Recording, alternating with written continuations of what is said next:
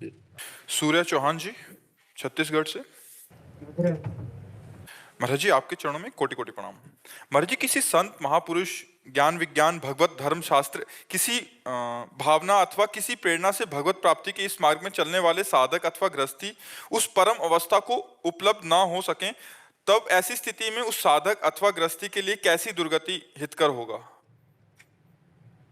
वो अगर सतमार्ग में चलने का प्रयास किया है, असत मार्ग का त्याग किया है और भगवान की आराधना की है, तो नष्ट नहीं होगा। उसका अगला जन्म होगा श्रीवान अर्थात धनवान और पवित्र भगवत भक्तों के बीच में, और जहाँ से साधना उसकी रुकी हुई है वहाँ से उत्थापन करने के लिए साधना का किसी महात्मा का संग मिलेगा और फिर उछल पड़ेगा भगवत भजन के मार्ग में।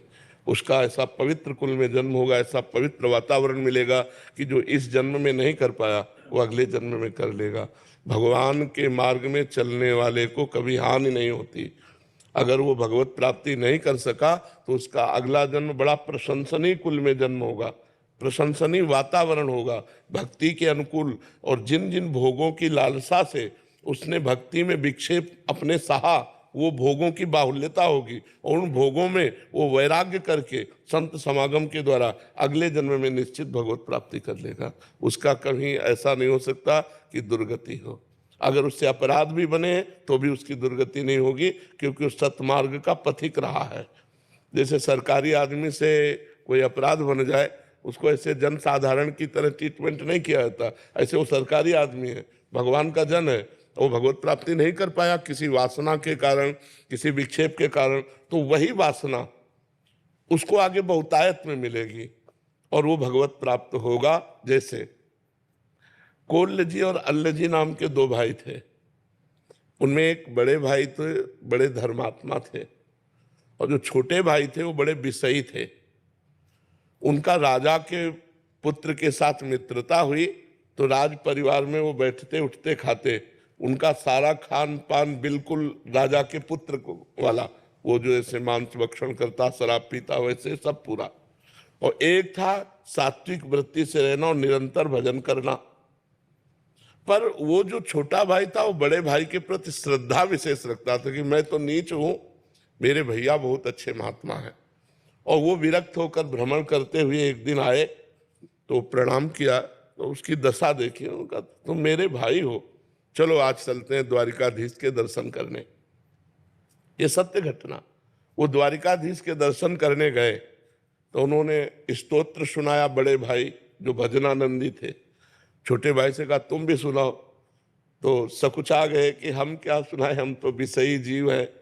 पर एक पद ब्रज लीला का याद था उनको कहीं से, तो उन्होंने ठाकुर जी को, द्वारिकाधीश को ब्रज लीला का पद सुना। जे ही पद सुनाया तो ठाकुर जी बोले वाह वाह वाह, आवाज आई। उनके भाई के हृदय में जलन हुई कि जीवन हो गया, पद सुनाते हो कभी वाह नहीं बोले, और हम जानते हैं कैसे आचरण का है, और ये वाह बोल दिए। चलो, इतने में ठाकुर जी ने अपने निजी जो सेवक थे उनसे प्रसाद और माला दी और कहा पीछे छोटे भाई को दे जाके।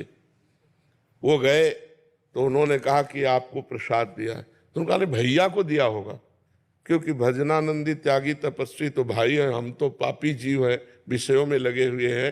तो उनका नहीं, भगवान ने आपका नाम कह के दिया है। अब वो हाथ में अब बड़े भाई के हृदय में और जलन हो गई कि देखो, भगवान ने हमें प्रसाद नहीं दिया, रोज पद सुनाओ तो भगवान कभी वाह नहीं बोले, और ये विषयी जीव इसके उसमें वाह बोले। अब जीऊंगा नहीं, जब भगवान ही हमारे नहीं हुए तो मैं जीऊंगा क्या। वो समुद्र में जाके कूद गए। जब समुद्र में कूद गए तो द्वारिकाधीश के दिव्य पार्षद उनको दिव्य द्वारिका ले गए, बड़े वाले को। अब कुछ तसल्ली हुई, जब द्वारिकाधीश के दर्शन किए, द्वारिकाधीश जी ने कहा लाओ प्रसाद पाओ। वहां 2 पत्तल डाले गए, तो उसने कहा 1 पत्तल किसका, बोले तुम्हारे भाई का। अब और जलन हो गई कि यहां भी उसकी पहुंच है। अब वो अंदर से भगवान से बोले कि प्रभु अब सहा नहीं जा रहा।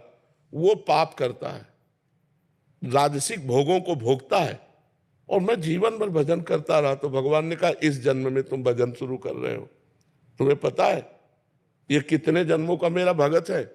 ये पीछे जन्म में वैरागी संत था, हृदय से मेरी भक्ति करता था।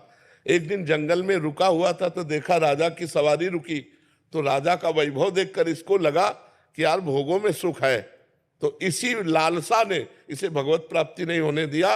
अब आकर के ये राजपुत्र के साथ भोग भोग रहा है, लेकिन ये पुराना भजनानंदी हमारा है। तो समझ रहे, तब उनको समझ में आया। तो वर्तमान में यदि हमारी कोई वासना हमें भगवत प्राप्ति से रोक देगी, तो अगले जन्म में उस वासना की बहुतायत होगी और भगवान की कृपा होगी और भगवत प्राप्ति होगी। वो छिन्न भिन्न नहीं हो जाएगा, नष्ट नहीं हो जाएगा, क्योंकि भगवान का नाम, जैसे हमने एक बार बोला राधा, अभी अविनाशी है, अभी भगवान की बैंक में जमा हो गया। अब हमसे कोई पाप बनेगा तो हमें दंड मिलेगा, लेकिन वो राधा नाम जो जमा है वो हमारा कल्याण कर देगा। इसीलिए सबसे कहते हैं नाम जप करो, भगवान के मार्ग में चलो, इससे तुम्हारा कभी अमंगल होने वाला नहीं। मंगल भवन अमंगलहारी है। हाँ, भगवान मंगल भवन है जी। Professor doctor Pradeep